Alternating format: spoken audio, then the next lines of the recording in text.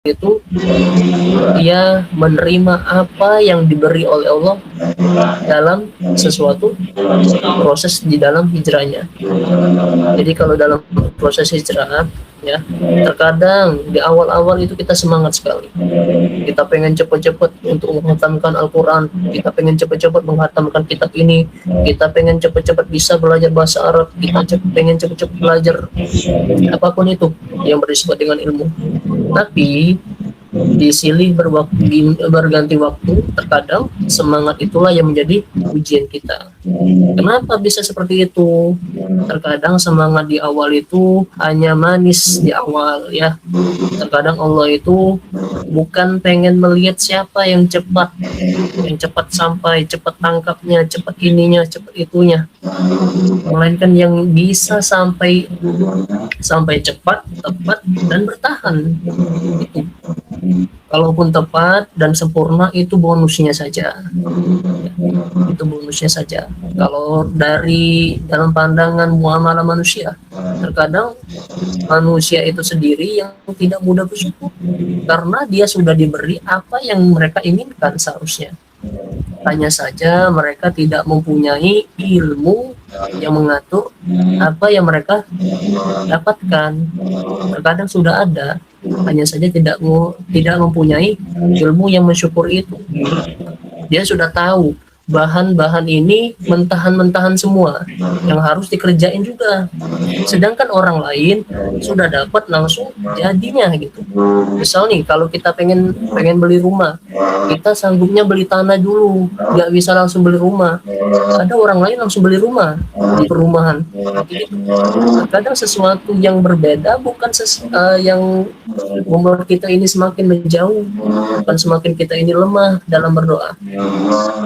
Kadang itu yang menjadi pembeda kita untuk kepada orang lain juga. Kita kan nggak bisa menilai orang lain ini, oh kayak gini ya orang lainnya, kenapa aku seperti ini, nggak bisa gitu. Penilaian kita kepada manusia itu sama persis kalau kita menilai jati diri kita sendiri ya. Jadi kita dinilai harusnya, bukan orang lain yang kita nilai. Betul ya. Dari sini kita lihat manusia sulit untuk berpandai bersyukur. Untuk pandai bersyukur. Masih ngeluh terus, dikasih ini masih ngeluh lagi. Ya mau dikasih apa lagi kalau kalau itu saja nggak disyukuri. Ya, nikmat yang kita dapatkan saat ini kita syukur dulu. Bisa jadi yang kita lihat belum sempurna di kita itu yang membuat orang itu bersyukur. Oh ternyata kita ini yang lebih bersyukur, kita masih diberikan napas yang enak ketika menghirup udara. Bahkan orang-orang yang di rumah sakit sana itu banyak sekali yang pakai alat terkadang ya, sulit bernapas, tidak terbiasa dengan napas biasanya. Nah, jadi itulah yang menjadi pembeda kenapa Allah itu selalu menunda kebahagiaan di balik penderitaan. Ya, penderitaan yang kita alami dalam proses hijrah ya, para santri ataupun para peserta umum yang insya Allah ya bergabung di Darul Ulum ini, terkadang ilmu itu juga menjebak. Ya, itu yang kedua. Terkadang ilmu itu menjebak juga. Ada. Kenapa bisa terjebak, Ustadz? Ya, karena kalau orang sudah pinter untuk membuat tipu daya dengan melalui proses untuk menuntut ilmu itu, dia bisa ngakal-ngakalin. Aku ini udah paham ini ya. Kalau nanti aku coba-coba iseng-iseng ini nggak apa-apa juga lah ya. Gitu. Aku sudah paham arti pacaran, aku coba-coba sedikit-sedikit aja gitu ya. Nah itu, kenapa mau dicoba-coba itu? Ya, coba diperbaiki lagi niatnya. Coba-coba itu nanti aja, ketika langsung sanggup menikah langsung. Ya, coba-coba aja gitu langsung sama pasangan antum. Ya. Dalam hal itu juga ilmu yang bermanfaat di dalam kitab Bidayatul Hidayah yang ditekankan dalam kitabnya yang bisa bermanfaat dan barokah Apa sih yang bermanfaat ilmu itu? Yang bisa kita amalkan, yang bisa disalurkan dan dimanfaatkan oleh orang lain. Apa sih ilmu yang barokah itu? Ilmu yang barokah ketika ketika kita belajar kepada sosok seorang guru, dan guru tersebut bahagia, senang belajar gitu ya, dan kita senang untuk menerima ilmu tersebut. Nah, itu keberkahannya. Dan ketika juga kita menyampaikan kebenaran, tidak perlu tarik urat leher kita, nggak perlu kayak teriak-teriak, oh ini nggak salah, seharusnya antum gini, nggak gitu, jangan. Kalau orang nggak mau, sudah silakan. Karena Islam itu mengajarkan arti perdamaian di setiap manapun. Itulah kenapa banyak sekali orang-orang Islam itu ya, kalau sudah mencapai batas batas, kalau sudah paham sedikit ilmu nih, coba iseng-iseng, pasti coba iseng-iseng. Aku kan paham, buat apa aku ngelakuin ini, nanti juga kan aku tahu cara kembali kepada Allah. Ketika sudah terjebak di dalamnya, baru tahu rasa. Itu sulitnya untuk menuntut ilmu. Yang pasti akan diawali dengan kesombongan. Kalau kesombongan sudah ada, maka itu yang menjadi ujian menuntut ilmu. Sombong pasti awal-awal. Masa ini ada ilmunya, ini kita melihat orang yang berilmu, ini orangnya benar-benar mengamalkan nggak ilmu yang dia kira manfaat itu, hasil dari barokah seorang gurunya. Seperti itu. Jadi kalau dikatakan ya, pinter-pinterlah dalam mencari ilmu ataupun mencari guru. Sebatas kalau kita ingin mencari ilmu itu apa yang selama ini kita penasaran, itu dulu dituntut. Kita pengen fokus ibadah nih, tapi kalau sesuai tuntutan dan urutan, ibadah dulu, tauhid dulu ya. Kalau kita sudah melewati itu baru, tapi nggak apa-apa diseberangi juga dengan ilmu-ilmu yang lain agar kita selaras. Jadi nanti kalau sudah paham ilmunya, nah ini harus kita sampaikan kepada orang-orang, jangan sampai ada kekeliruan. Tidak tahu tidak apa-apa, kalau kekeliruan, nah itu bahaya nanti. Kan sudah disampaikan seperti ini bla bla bla bla bla bla, tapi kekeliruan itu merajalela gitu ya. Semakin kita nggak ucapkan kebenarannya, semakin merajalela dia di mana-mana. Aku keliru, rupanya keliru gitu ya, hasil dari pendapatnya pribadi. Terkadang berdebat sana sini untuk apa ya. Jadi begitu untuk yang poin nomor 2. Nah, poin yang terakhir ya, insya Allah ya, karena insya Allah nanti kita banyakin aja sesi tanya jawab ya, agar nggak terlalu malam juga ya.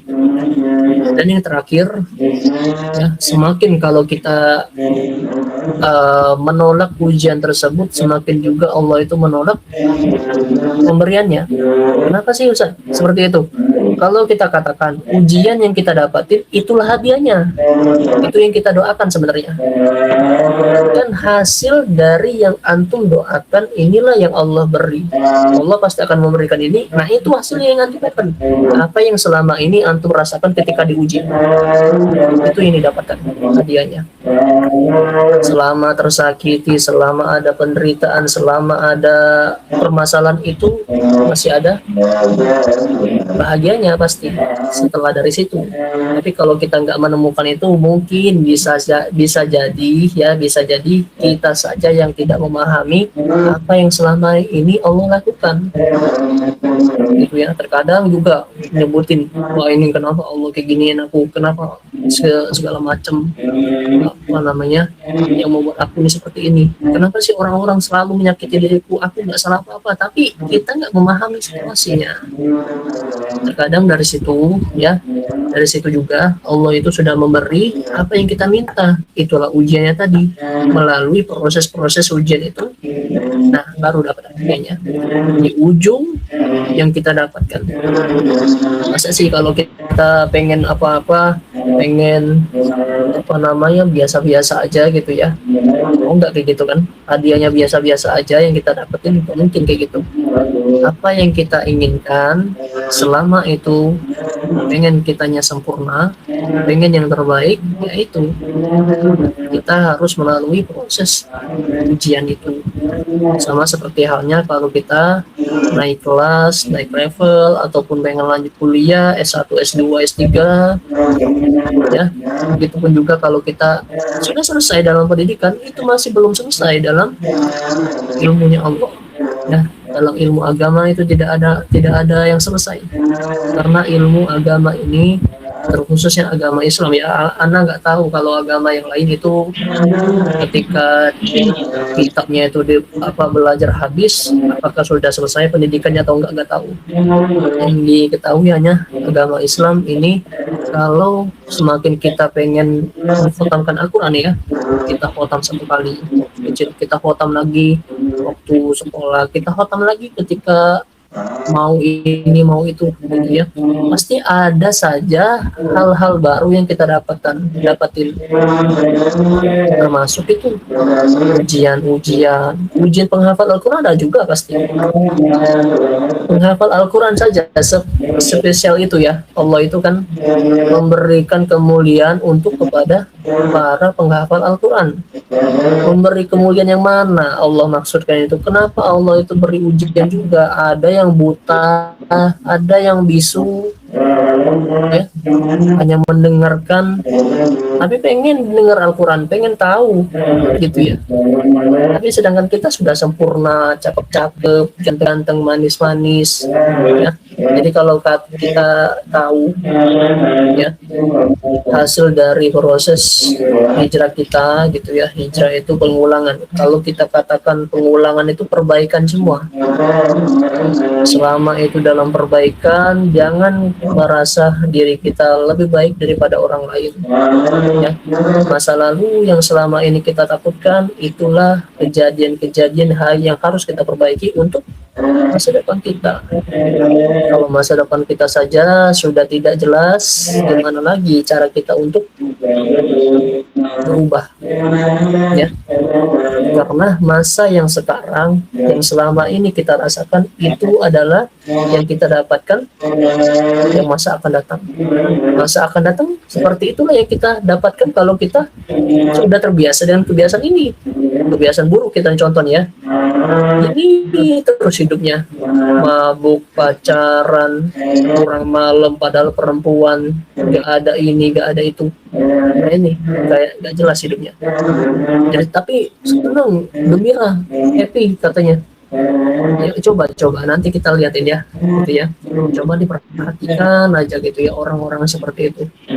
Kita nggak perlu menilai, kita perhatikan saja. Kalau dia sudah lelah, nanti kembali sendiri. Tapi kita ajak ya, kita tuntun bagi kita yang paham. Kalau teorinya sih gini, simpelnya gini.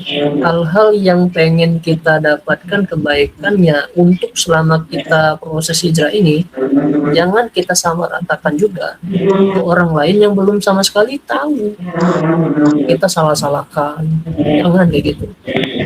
Ya banyak sekali seperti ini yang Anda temukan. Oh ini segala macam, di komentar itu bermacam-macam Anda lihat tuh. Ya, di komentar itu macam-macam. Oh ini pengen ini segala macam. Di berbagai sudut pandang itu berbeda-beda.